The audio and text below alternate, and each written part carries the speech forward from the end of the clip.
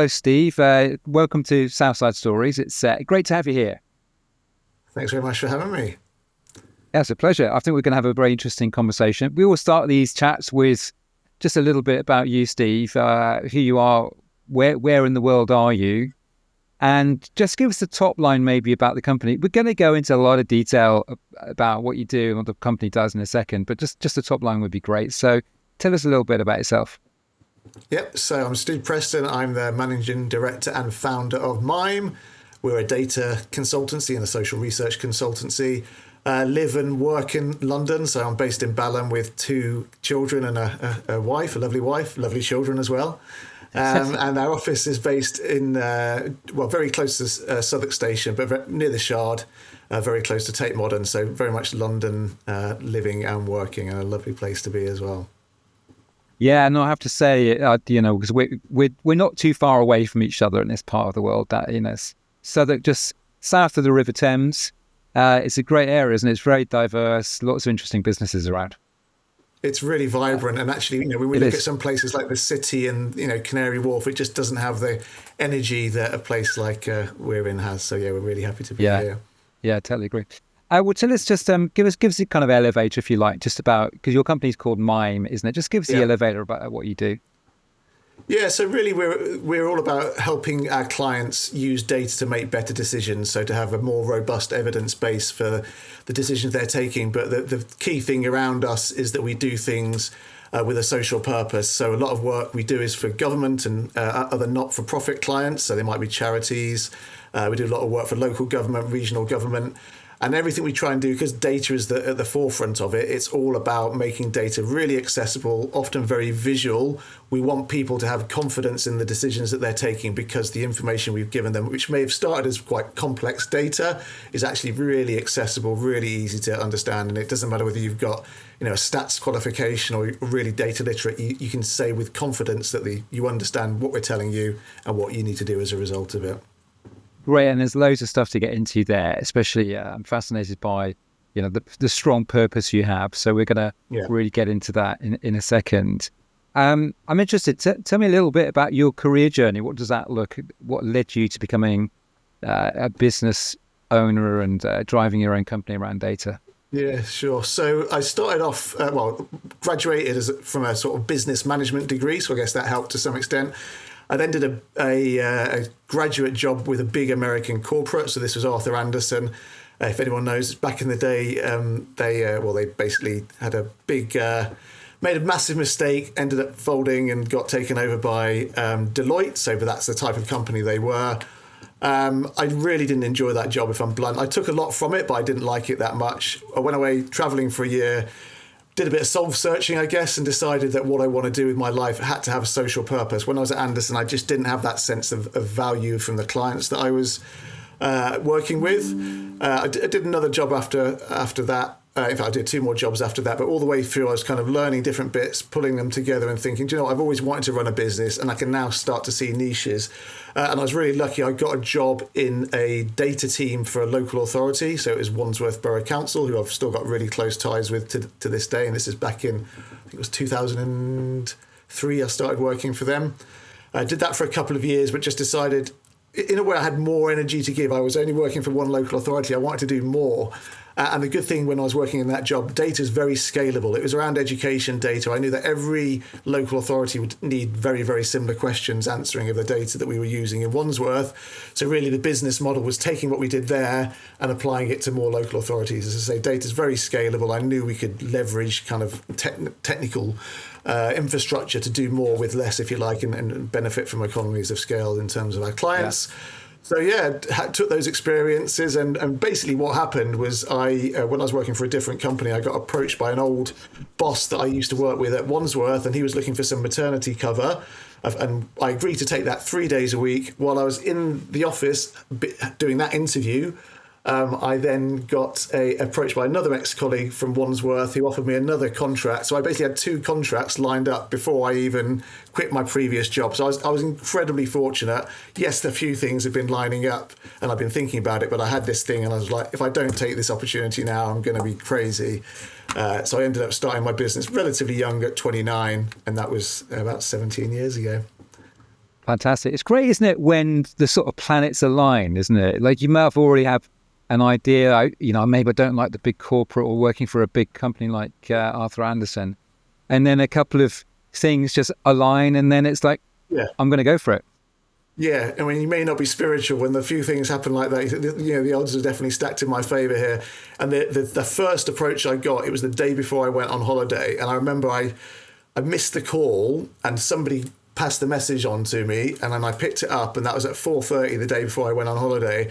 And I basically took the call, obviously had the chat, had a week's holiday to really think about it. And again, with that little space that I had and, going away, having a fresh perspective, I think without those things, I might have been, maybe it's too much of a risk. But because I had that time to step back, so that was another thing that kind of landed in my favour. I had a few days to think about it and go, do you know what? Yeah, this is the opportunity I've been waiting for. Let's go for it. And the good thing about what we do, we're a consultancy, we're a service business. It wasn't about investing in lots of infrastructure. We could pretty much, with a bit of tech, with a website, we could hit the ground running from day one, really. Just to go back a step, which is just going back to data, because the way you're already talking about it, you're clearly very passionate about it and passionate probably what data can do. And we'll get into that. But what is it about data? Why did you get into the whole data piece? What is it about data that you find appealing? Yeah, I guess earlier on in my career, there were bits of technical work, a bit of programming I was doing. Because my job at Andersen was a technical consultant. And then I dabbled in data in a few different places. And then, I guess more through my career, data was being used more and more, access to data, technologies, visualization, BI platforms, all those types of things. So I was going through my career at a time when access to data and means to manipulate it were getting more common. And I guess through that, I've obviously had loads of exposure now over the last 20 years to doing things with data. And I guess there's two sides of it that I love.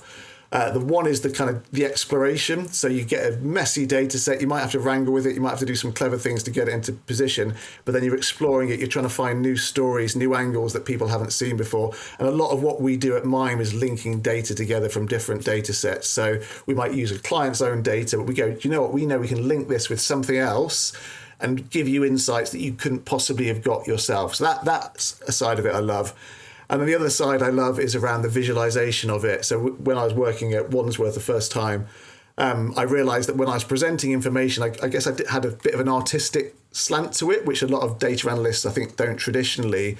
And that's the thing that I've really loved. And it's really core to the work we do at Mime. It's, again, taking something that might look quite complicated from the outset, but let's try and find a way of visualizing it so that somebody who's not remotely comfortable with data or interpreting complex information can see a picture, an infographic, a chart, or whatever it might be, a map, and it hits them in their head. It's like, oh yeah, I get it instantly. We don't need to explain it. And that's, again, really an exciting buzz you get when you know that somebody who might feel like they're not confident with data goes, you know what? Yeah, I really understand what you're getting at. And that's a great thrill as well. That's a great combination to have, isn't it? If you're sort of lucky to have that kind of aesthetic visualization, how do you make it clear and communicate it, plus the love of the kind of raw data and the numbers and the patterns and what it's telling you. Definitely, yeah. And I suspect it is quite an unusual combination. I think people who join us at Mime, they're often from the more, they're typically numerate from a technical background. So actually the aesthetic side is something that we obviously have to train up from day one. And it's, we describe ourselves as a consultancy because it's all about getting into the heads of the clients, thinking about the way they think. And with the best will in the world, if you're amazing with data, your brain doesn't operate in the same way that a lot of our clients operate. They're more kind of policy practitioner-based people. So you have to get into that mindset. And I've been lucky, I guess, that I picked that side of things up relatively quickly.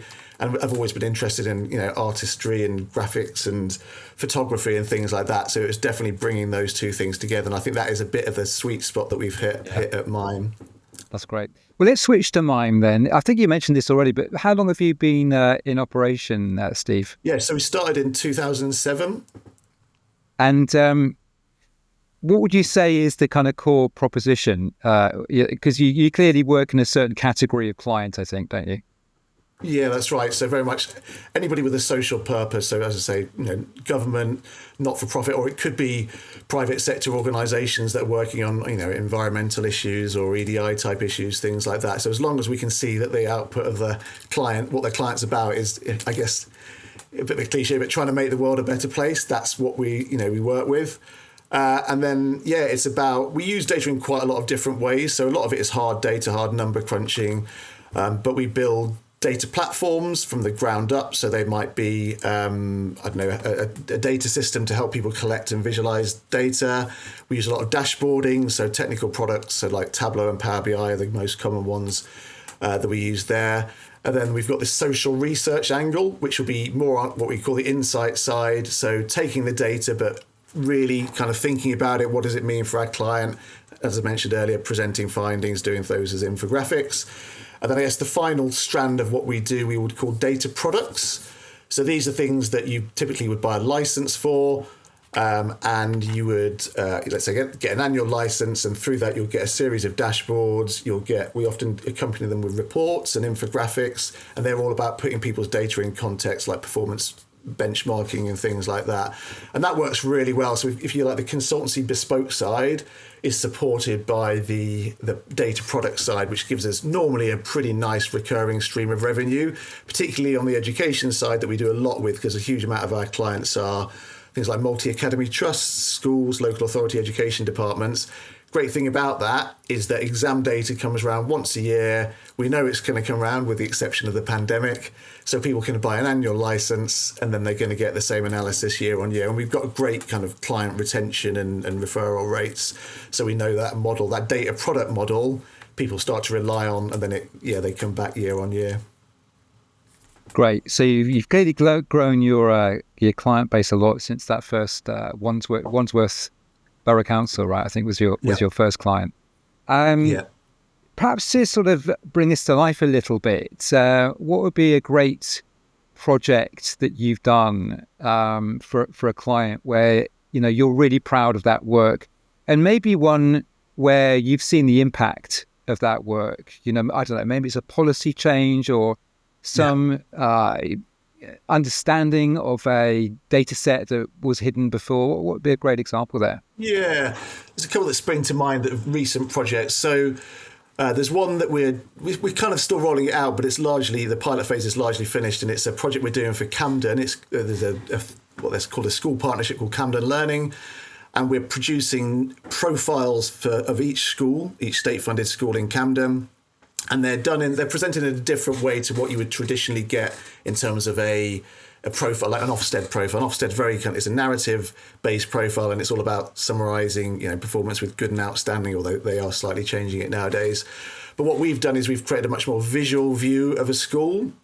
And it's an online system where you go in and you search on a map for a local school. You've got various filters. But when you look at that information on the school, you get photos that reflect the variety of things that happen at the school.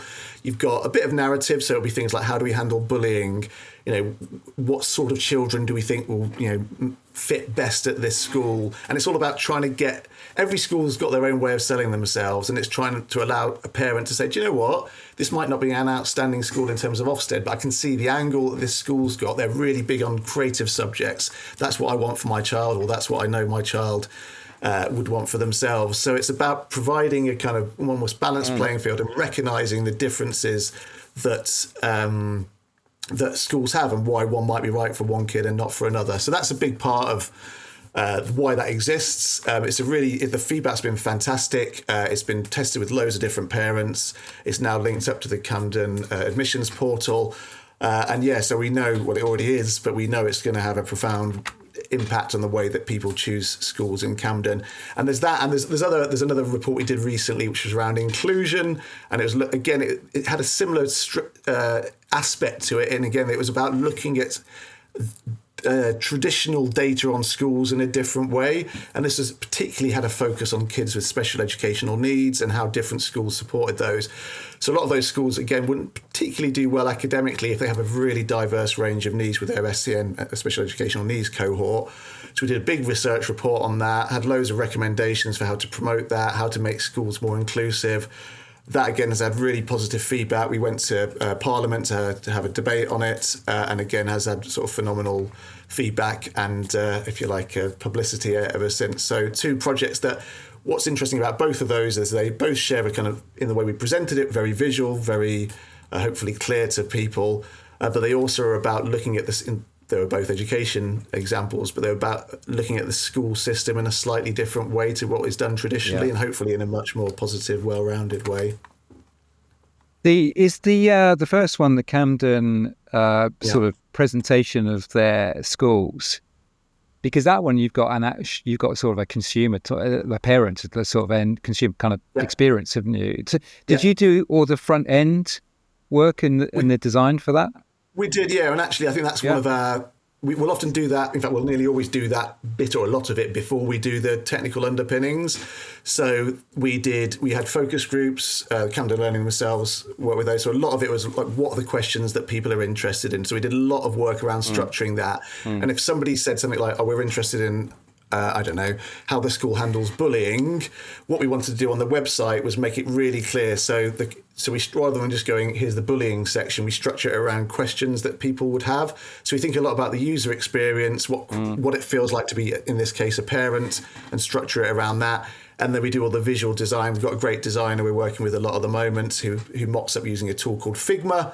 And then we can do a lot of prototyping and testing with Figma. It's a great tool.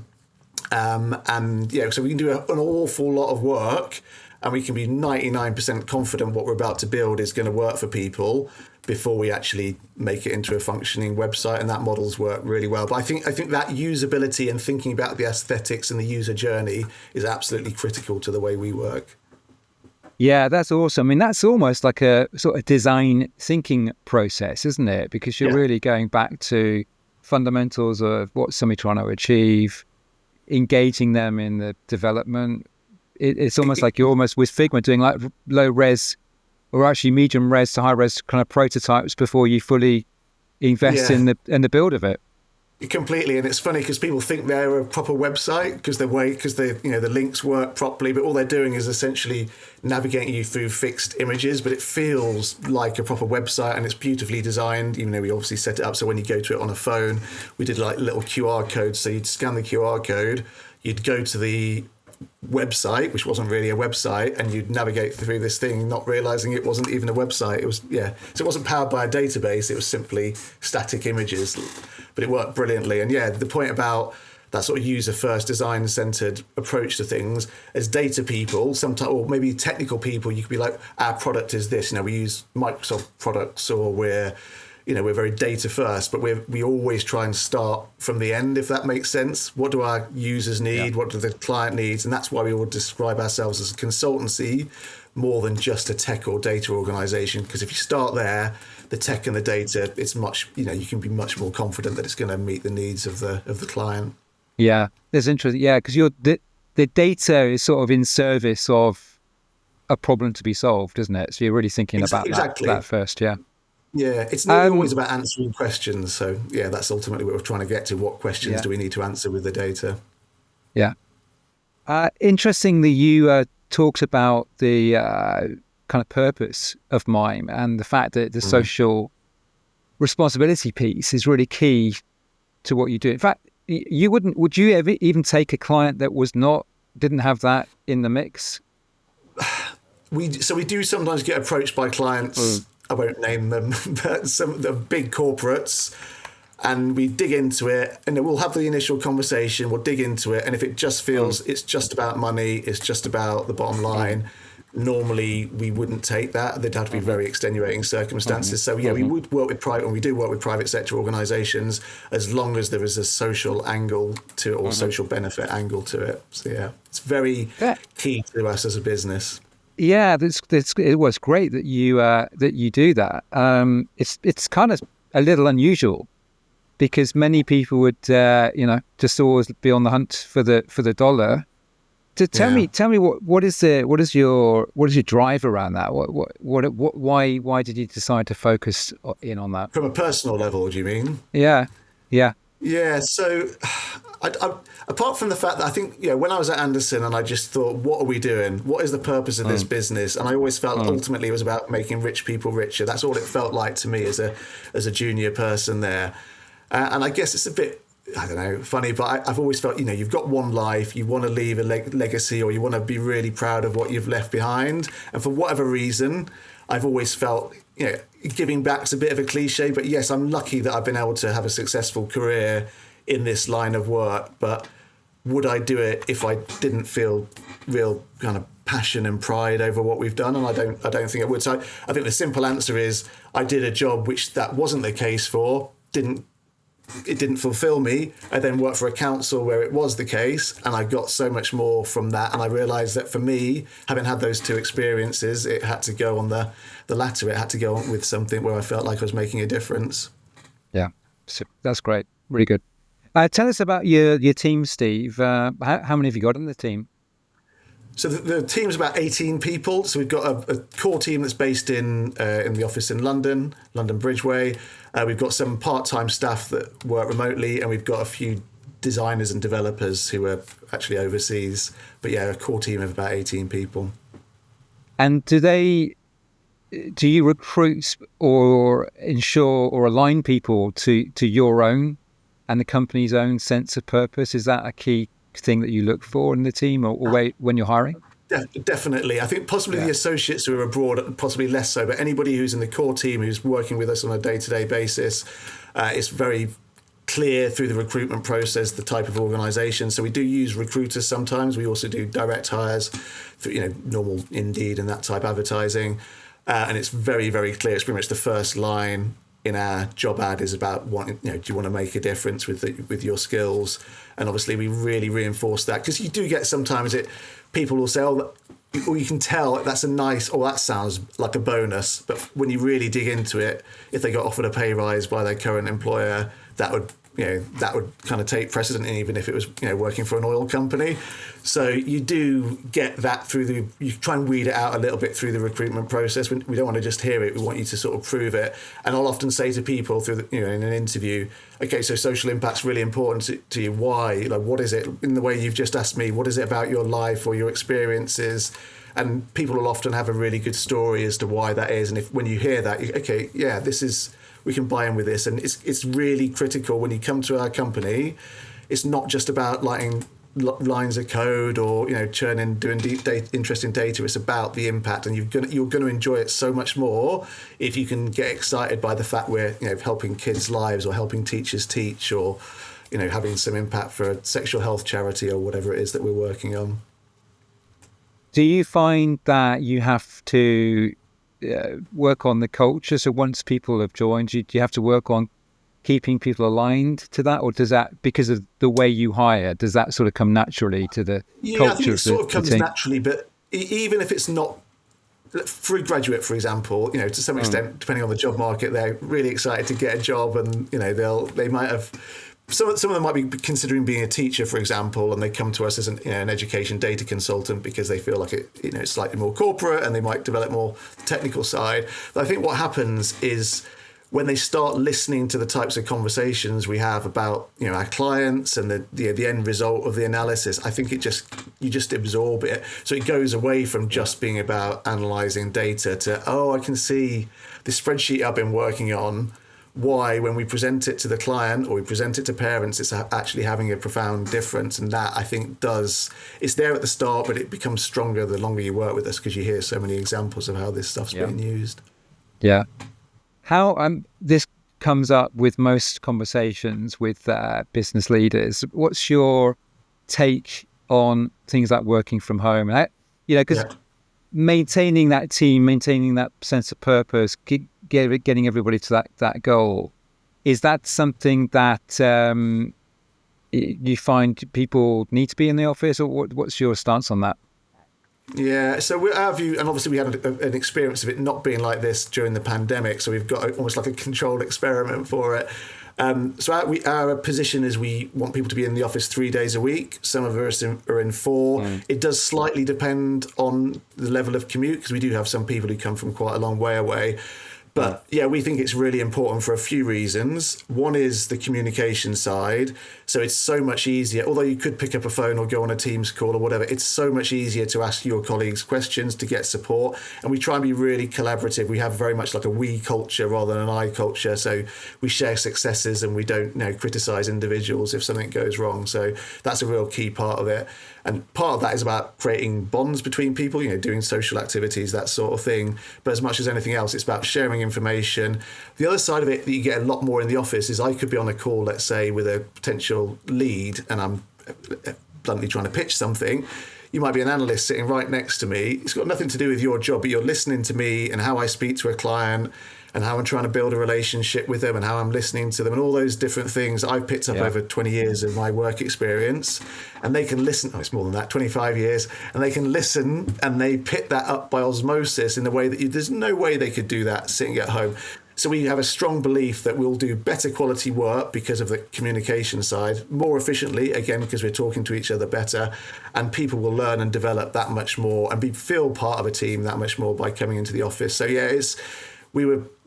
post-pandemic, it was something we were really, really keen to reinstate, and we're pretty happy with the position. I think the team on the whole is as well. Good stuff.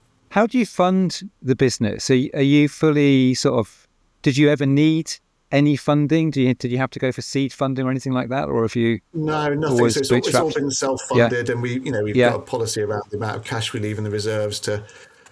Well, it's more than a rainy day, isn't it? But the pandemic was a great example of this. The pandemic was a time when it was really tough, and if we didn't have those cash reserves, it would have been pretty hellish.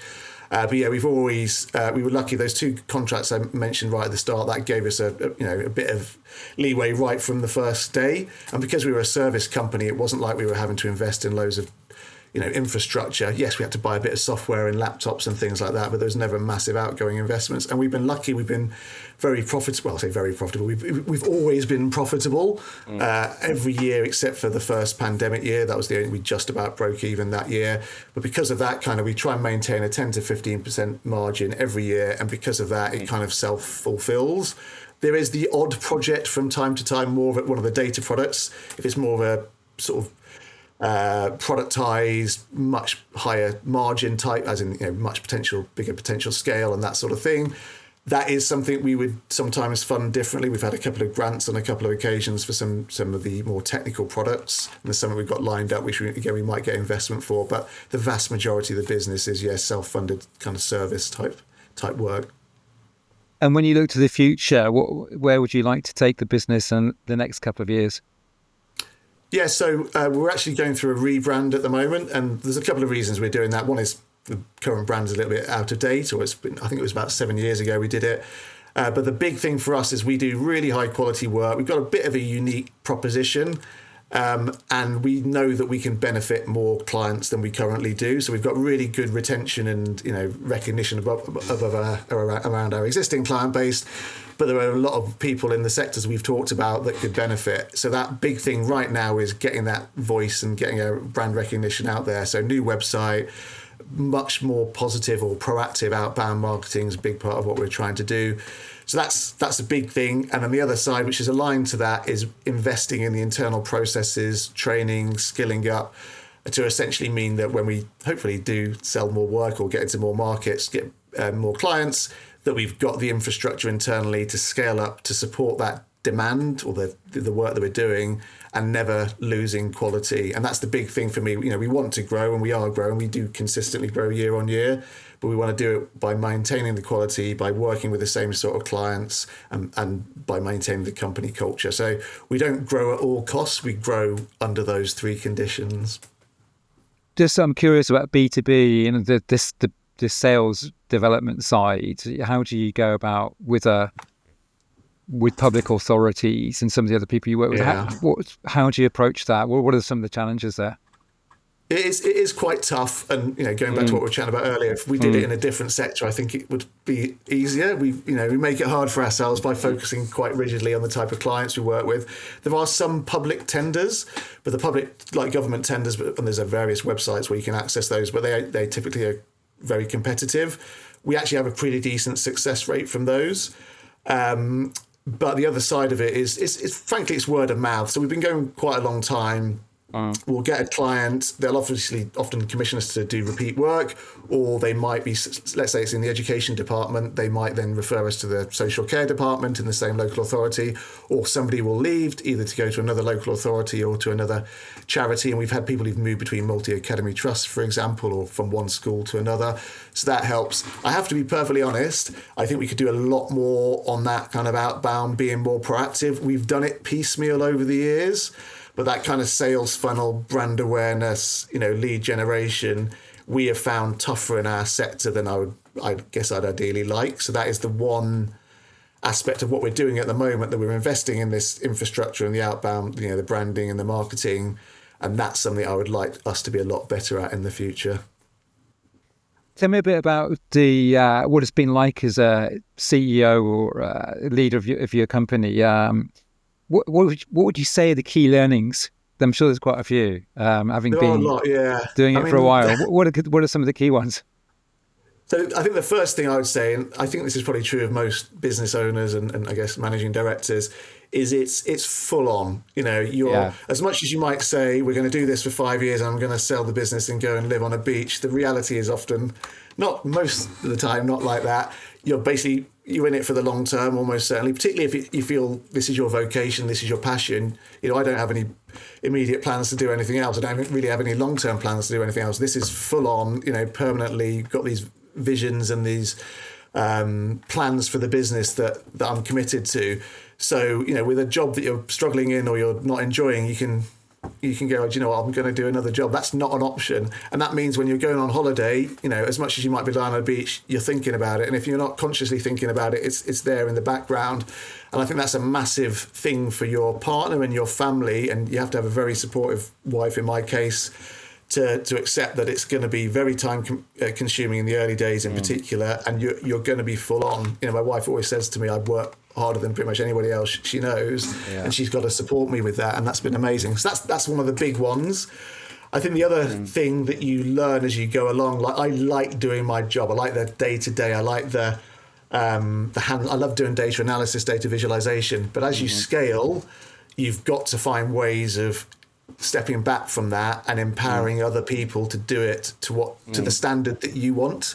So obviously some of that comes from training. Some of it's about just a delegation culture, getting really good people. It's a lot easier now than it used to be. We've got a bigger team and we've got great people doing the work that we do, but it's about training. It's about having a lot of standards, processes, templates, those sorts of things that just make that delegation. People know what good looks like and they know how to get there as efficiently as possible. So that's a big investment, and we're doing a lot of that at the moment, actually, a lot of investment that you don't see returns on immediately, but in a year's time we'll be able to deliver equally high quality work with more junior people and not diminishing the quality at all. It's great you've done that, because I think a lot of founders fall into that trap, that they find it difficult to delegate because they grew up with it, they've invested in it, they might have started as an expert in that particular area, and then delegating it and expecting the same standard, there's quite a mindset change to get there. It is. I think with data work, it's easier than, let's say, advisory work. So I couldn't expect a grad to go to talk to a client about how to write a data strategy, for example, but I can get a smart grad to deliver a really solid piece of analysis and present it in a really nice way with the appropriate training, the appropriate quality control. That's a massive thing of what we do. Sometimes the analysis we do might be quite quick, but actually it's the quality checks that take a long time. So it's making people really clear that it's not just do the analysis and then send, it's do the analysis, check it. So some of it is a bit cultural, but a lot of it, as I say, is templates, training, and just getting those safety nets, if you like, that because we're not going to, if someone makes a mistake, we're not going to blame them. We're going to make sure we've got the structures and templates and processes in place to limit the likelihood of those mistakes. So that data and tech, I think, is if you set up the structures to QA it properly, then it is a bit easier to do that than I think certain other types of businesses. And we do expect, sorry, Karen. Cool. I was just going to say we recruit quite a lot of junior people, so it's the having really smart grads who, once they get this training and these structures, actually can deliver really, really high quality work. Just going back to what you said earlier, which is the amount of time that you work, which sounds a lot. How do you, do you think that's, is it sustainable? I mean, because you might have a great passion for it and you enjoy doing it, but sometimes it has sort of these other knock-on effects in the parts of our lives, doesn't it? If you're working really, really hard. And my question is, And my question is sort of going to, how do you think about that? And I'm thinking more about the team now, and actually leadership. Yeah. And do you think about the next level down from you? What does that sort of look like in terms of a bench strength, and how do you think about potentially them being able to shoulder more or step up in certain areas? Yeah. Yeah, no, that's a really good question. So a few things on that. I mean, I probably, well, I definitely work less hours than I used to, so that's good. And you're right that it definitely has, I've had sleep problems over the years, so it definitely, Mm, it sits in the back of your head and it yeah, raises its head in the middle of the night. So it definitely yeah, is a concern for things like that. So yeah, 100%. Part of scaling is not just about very, very long term thinking and selling businesses or succession planning. It's about enabling other people to do, as we said earlier, high quality work. So yes, we've talked a lot about the delivery, but the next level up is the kind of supervision, management, leadership type stuff, and that's a lot of stuff we're doing at the moment.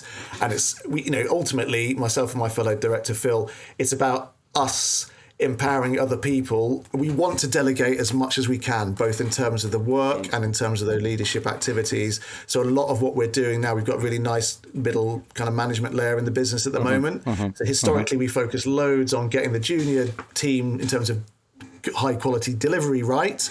And now we're spending a lot of time thinking about, okay, what the structures and processes we need at that middle management layer and the sort of the senior management layer to make that, again, as high quality to ensure we maintain the culture and the quality of deliverables as well. So it's something we are investing in more and more because, as you say, we're going to be better and stronger if we can get middle managers to take senior leadership roles as well. yeah. That's great. Yeah, I mean, somebody said to me the other day that if you make the team, the team makes you, and then the team makes the business. So this sounds like Yeah. you're on track there, which is great. Well, sticking with leadership, and we're gonna wrap up now. It's gone really quickly. Tell us, Steve, who's inspired you? Who's a leader? Could be famous, could be somebody you've come across, but who's sort of inspired you to do the great work that you're doing in your professional life? Yeah, the guy who springs to mind is a guy called Hans Rosling, who's not, I guess, a traditional leader, but he's one of the rare people that I would say is a bit of a celebrity in the data world. Uh-huh. So he is, basically, he did a TED talk many, many years ago. It was to do with global population and changing demographics. And it was phenomenal. It was one of the most watched TED talks ever. And I watched this, not long after it was released, and I saw this guy who was probably a data nerd fundamentally, and he was bringing this data to life, and people were, absolutely transfixed by this stuff. And he combined data visualization with like really hard hitting facts. He had a nice little, had some stats. He had a bit of interactive quizzing in there. And it made you realize that, data does not have to be boring. You can really, really bring it to life. And actually the stuff he was talking about was so important in terms of positive social change. So I guess I saw this guy. It was not long after I started my business, and I thought, you know what? Yeah, this is not a little niche here. This can be pretty big. We can have a lot of impact. We can change a lot of lives by communicating really, really clearly. And I guess he was a bit of the sort of godfather for me of that mentality. Great. Yeah, I've not heard of him before. I have to look up the TED talk, and if for those people that are watching on YouTube, we'll put a link to that TED talk in the comment section somewhere. So that sounds like a good listen, a good It's watch. very much it's a bit grainy these days, I think. But it used to say the best stats you've ever seen. That was the little strap line of it. It's brilliant. Brilliant, great stuff. Well, Steve, thank you so much. Best of luck with the future plans. You're doing some amazing work. I love some of the examples you gave. You're making a real difference to people's lives, which is obviously a great thing. So I fantastic. really Well done on appreciate that. that. Thanks very much, Matt. Thanks for your time. All the best.